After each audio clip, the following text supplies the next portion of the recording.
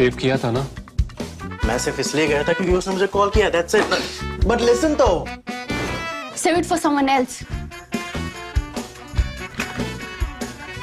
जिंदगी में सेव करना जरूरी है, मगर जब बात पैसों की हो, सिर्फ सेविंग से काम नहीं चलेगा। इक्विटी म्यूचुअल फंड्स में इन्वेस्ट कीजिए और अपने सेविंग्स को आगे बढ़ने का मौका दीजिए। Mutual fund investments are subject to market risks. Read all scheme-related documents carefully.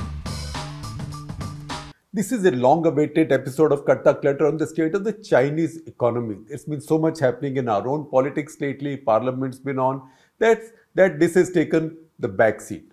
Today, however, we are talking about this and in detail. Now, let me suggest to you a headline for this episode. What would be the most apt headline for this episode? If it was a two-word headline, it would probably be Eat Bitterness. Karwahat khaiye. Eat bitterness. You can put it in quotes because somebody said this. Now, I will read out to you the exact quote and then tell you the person who said it, although I am sure you would have guessed by now, smart people that you are.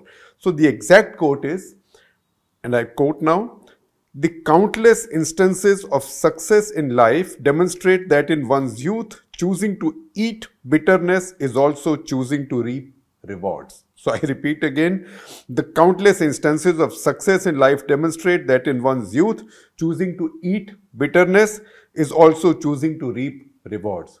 Who said that? This was said by great man Xi Jinping, and this has been quoted, he has been quoted as saying that in People's Daily, again picked up by the New York Times, from where I have picked up this quote for you. So what's he saying? He's basically saying that, look, I have problems with the economy. I know there are problems in the economy. I know youth are upset. I know there is a very high unemployment rate, but learn to live with it. Learn to live with it and take these knocks. So a little bit like if you ask me to paraphrase what Xi Jinping has said about the state of his economy and by way of advice to the youth of his country, what he said is, this can be shortened and put in a very short sentence, something that we all know, life is a school of hard knocks. That is what he's telling the youth of his country. Now, what exactly is happening in China?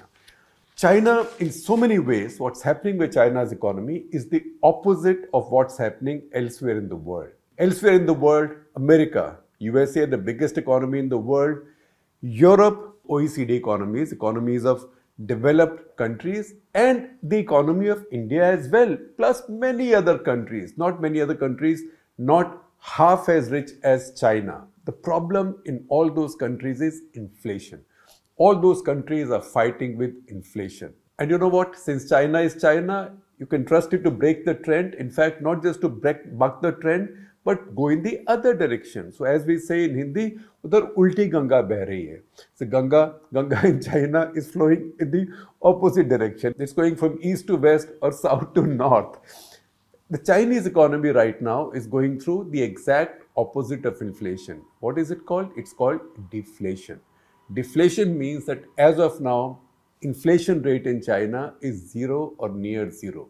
And it's declining. In fact, it's declining rapidly. Now you might say every central bank, every government in the world, every ruling party in the world, particularly in the world which has elections, is dying to get inflation down. So if you come to 0%, why shouldn't you celebrate it? You cannot celebrate it because then you begin to get stagnation. The Japanese have dealt with this for a very long time. And when you begin to get stagnation, your economy is not growing because inflation also becomes your growth. So usually when you say India's economy is growing, say at 7% and the inflation is 6%, then your nominal growth rate is 13%, right?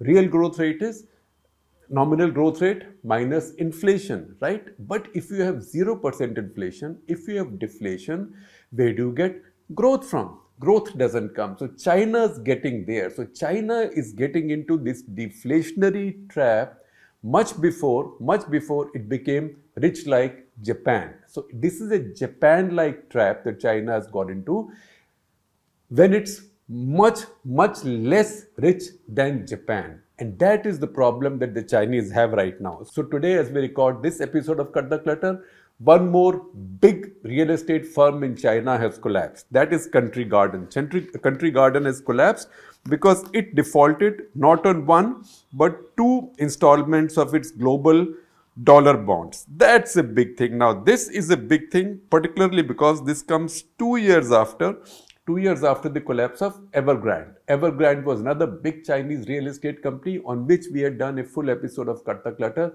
You can check it out. I will share a link with you. 2 years after Evergrande, now this bigger company, Country Garden, has collapsed.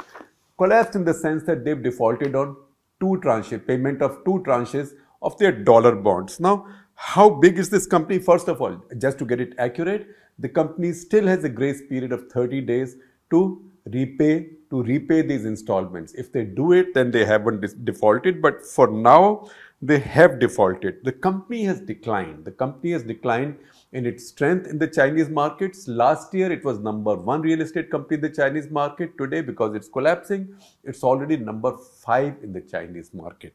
How big it is? Evergrande collapsed 2 years ago, and we talked about what a big crisis it caused for the Chinese.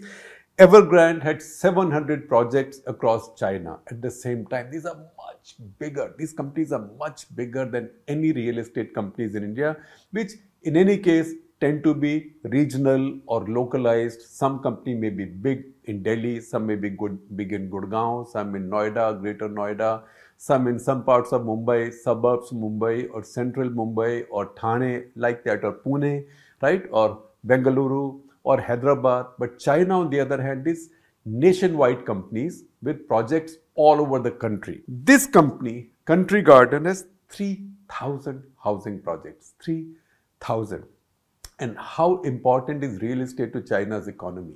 Real estate constitutes 30%, 30% of China's economy, which is among the highest in the world and which is way higher than China's peers. If you want to see comparisons, if you look at America, America is a bit like 4 to 5% for real estate. If you also look at housing services, it comes to about 18%. But in India, again, for comparison, it's 11%, approximately 11%. Although Ministry of Statistics and Program Implementation mixes up a few things, it mixes up housing, construction, and some other financial services. So sometimes it becomes difficult to parse the data from whatever we can do from good sources and good platforms. It's like 11%.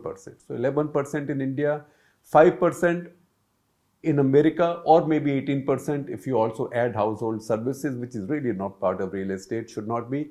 China has 30%. So when a Chinese real estate company collapses, the biggest Chinese real estate company collapses, it tells you that there are real problems in Chinese economy. Because you know what? With deflation comes another terrible D, and that terrible D is deleveraging. What is deleveraging? Deleveraging is when you've taken too much debt, when a company is taken too much debt, when a person is taken too much debt, not you, maybe I, any person is taken too much debt, and you think that, look, my debt has gone too high, right? And the interest meter is running.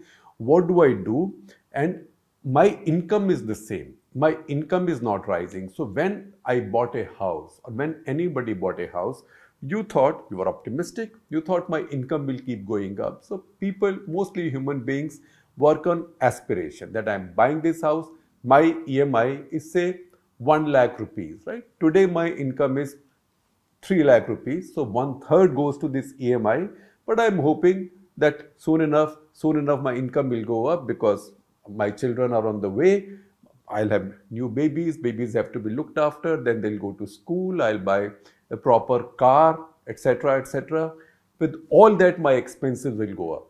But how do I still think I will keep servicing that debt? Because I think my income will go up. But what happens if my income doesn't go up?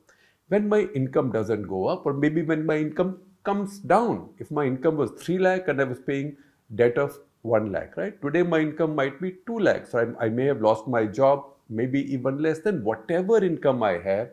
I am using that to pay my debt. Suppose my income is now reduced to 2 lakhs, or my costs, my expenses have gone up by 2 lakhs, but my income is still 3 lakhs, which has happened to most people in China, a lot of people in China. then a large part of my income after my essential expenses is then consumed in repaying my debt. That is deleveraging, which means I am paying my debt not from my surpluses, but I am repaying my debt from my income which I can employ elsewhere. I could have bought a TV with that. I could have bought a new car, a new electric vehicle with that. I could have bought anything. I could have bought mutual funds with that. Anything, but right now my income is going into repaying my debt. That is deleveraging. Of course, at the next level of deleveraging, it means that I'm selling my existing assets against which I may have taken loan. So for example, if I took a loan to buy 2 houses, one in which I'm living, one which I'm hoping to rent or sell for a profit, then I will quickly sell the other one, maybe at a distressed price, to repay this debt. That is deleveraging. And that is right now on in China. And because deleveraging is on, the economy is slowing down. The economy is slowing down heavily. China's imports are down. China's imports are down because the economy is not consuming that much. And I will give you some data as we go ahead. So what are the main impacts? What are the main outcomes of this economic downturn in China? Number one, there is a massive rising youth unemployment. In July, it's July 26 data. July 26 this year, the data told us that 1 in 5 or 20% of China's graduates were unemployed. The Chinese graduates are not just like any other graduates, because most of them have come out of good universities. They have good specialized, good quality education. So they want good white collar jobs. 1 in 5, 20% of them are unemployed. These are college graduates. Then this despite the fact that this year another 1.2 crores of very well qualified college graduates joined the job market. But that means unemployment will go even higher. OECD countries, on the other hand, have had 2 quarters of decline in unemployment, and unemployment rate in OECD countries today is 10.2%. It is still high, but it's 10.2%. It's a half of China. In fact, if you look at China's urban youth unemployment rate, then this data is of June this year, June 2023, it's 21.3%. It is very high. In comparison, if you go back to 2019, in 2019, this figure was 13%. It is because Xi Jinping is aware that all these unemployed people are now coming out in his economy and his politics, that he is now speaking out, and that's why he's saying, that's why he's telling you that this is a school of hard knocks. So eat some bitterness, because through this you might find success. That's a bit like some spiritual Baba trying to teach you some mumbo jumbo. That's a bit like that, because he's sounding like he doesn't have an answer to this problem. Housing and property market, that's the second point. Housing and property market now are in a fresh crisis that I explained to you. Prices of everything are flat. Steel, chemicals, cement, sugar, eggs, clothing. In fact, month on month, these prices are coming down. Tomatoes, I don't know. Now you might say, what's the problem if prices are coming down? They are coming down not in a natural way. They are not coming down because somebody has begun to produce a lot, a new revolution has taken place. They are coming down because people are consuming less. People are consuming less because they have less surplus left. They have less surplus left because they are deleveraging. They are paying their debt. How big is the debt problem in China? Again, I will give you some data. If you look at the debt problem in China, for China's non-financial corporations, or say non-banking financial corporations as we call them, NBFCs, I presume it means that the debt to GDP ratio already is 160.9%. The total debt to GDP ratio in China is 265%. That is more than thrice as much as in India. So the Chinese have a real problem, and deleveraging for them is a national imperative. They have to do it. Once again, what do they do about the economy? A lot of advice is coming from all over the world, and one of the key suggestions they are getting is something that economists would give to any government in any developed country or high developing country, which is pump prime your economy. In China, how do you pump prime your economy? Print money, send it directly to households so they can spend, exactly what Trump did in America when COVID came. Now, the Chinese avoided that trap while COVID was on, and they shut down their country in parts, in places, etc., etc. They opened it, they shut it, they opened it, they shut it. They claimed great success. But what they haven't got is a post-pandemic boom. A post-pandemic boom hasn't happened because the demographic realities have caught up with China. That is an aging population. New babies haven't been produced for a long time. They're still paying the price for their multi-decade one-child policy, dictatorial one-child policy. And that is the stall the Chinese are in right now. So if they keep on reducing their rates, and you will see this picture, which I've got from a story from a website called Gavical Dragonomics. Gavical Dragonomics actually is among the more respected platforms for research on China's economy.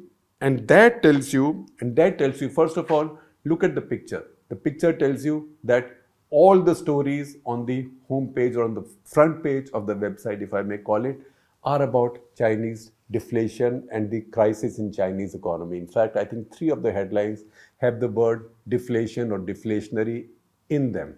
But it also tells you, it also indicates to you, and in fact, I have a quote from one of the co-founders of Gavical Dragonomics, who says that in the previous decade, Chinese growth rate was 6.2%. In the coming decade, they are trending towards 2 to 4%. 2 to 4% from 6.2 in the previous decade still. That is a decade of the 2000s, say 2000 to 2010.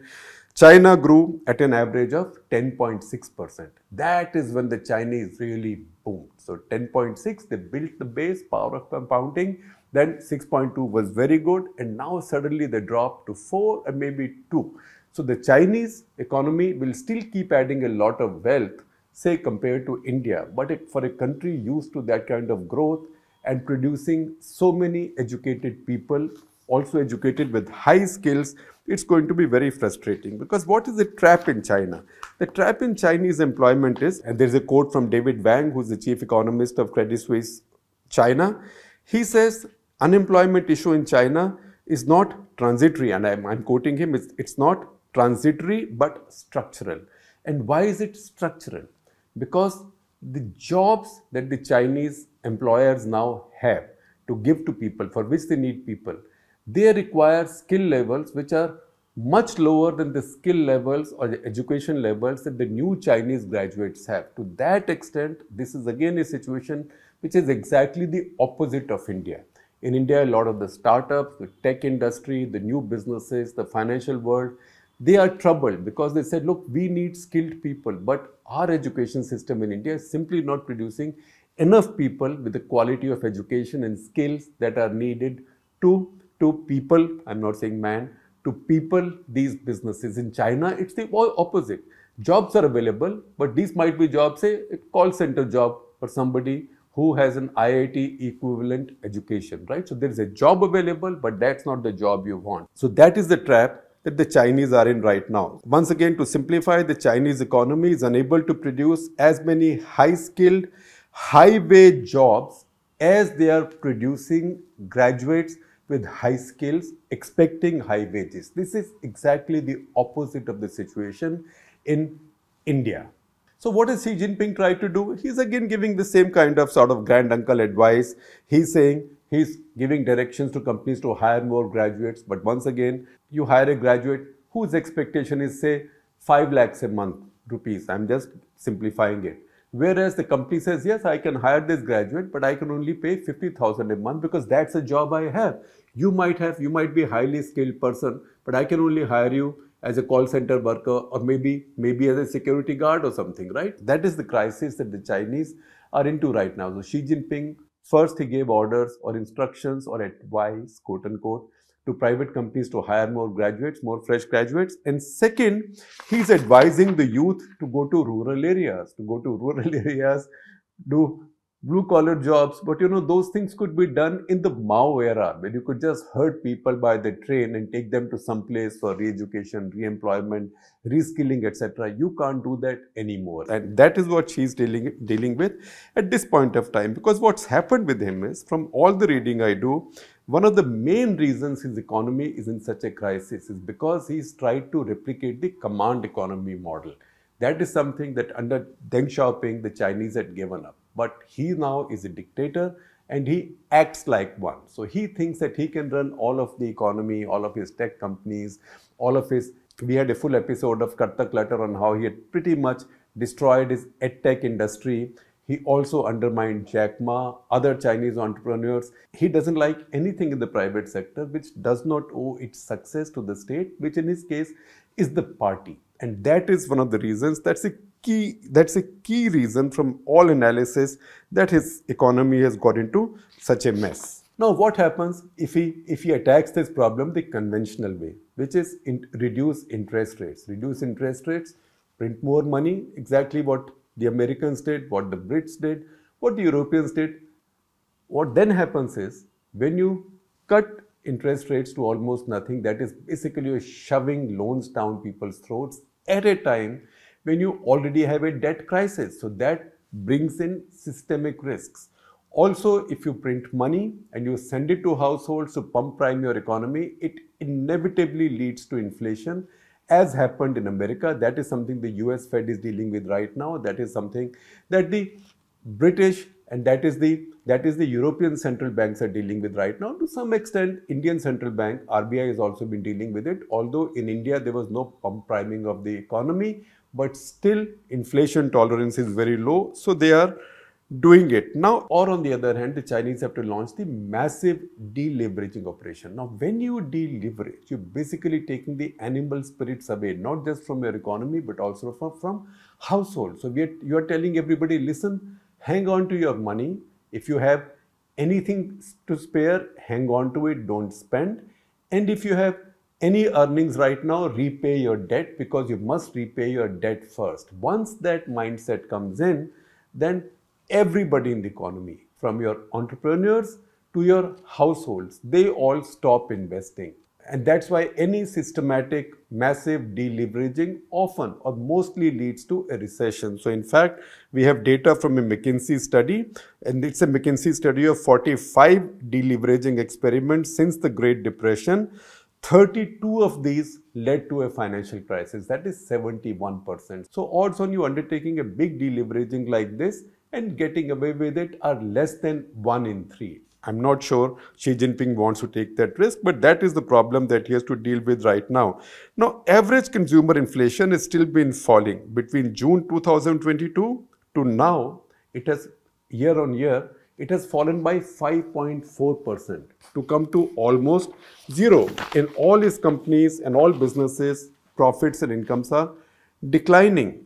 Retail sales growth has not just plateaued, it has declined. In fact, it has declined quite catastrophically. So in April, it was 18.3%. In June, it's just 3%. Household deposits are up. What does it mean? People are saving money.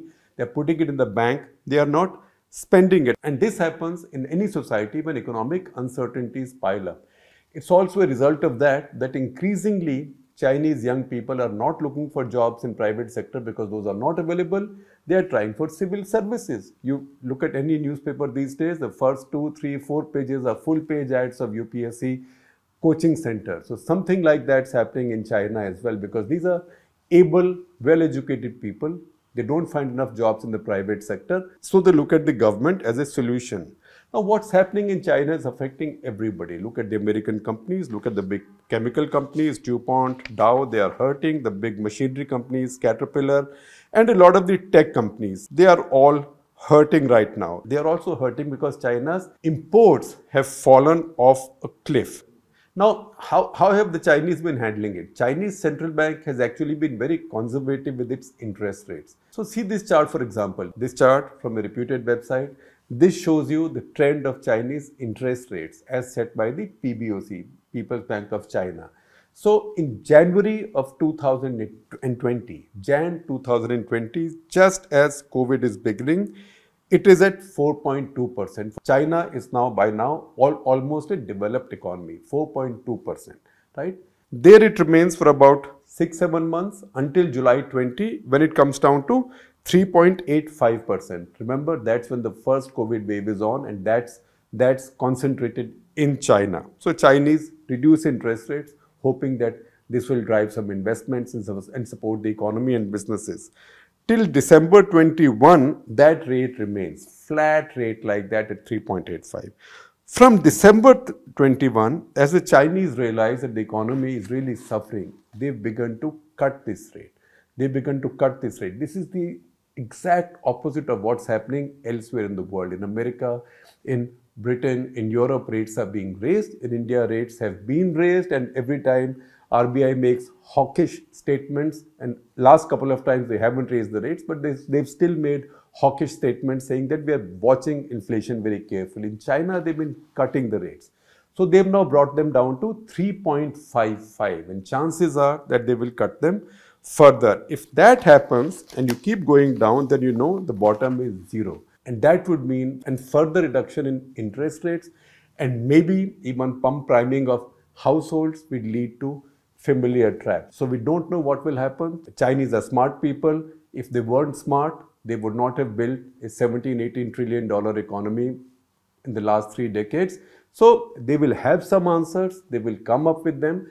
But right now, we have listed for you the current problems their economy is facing.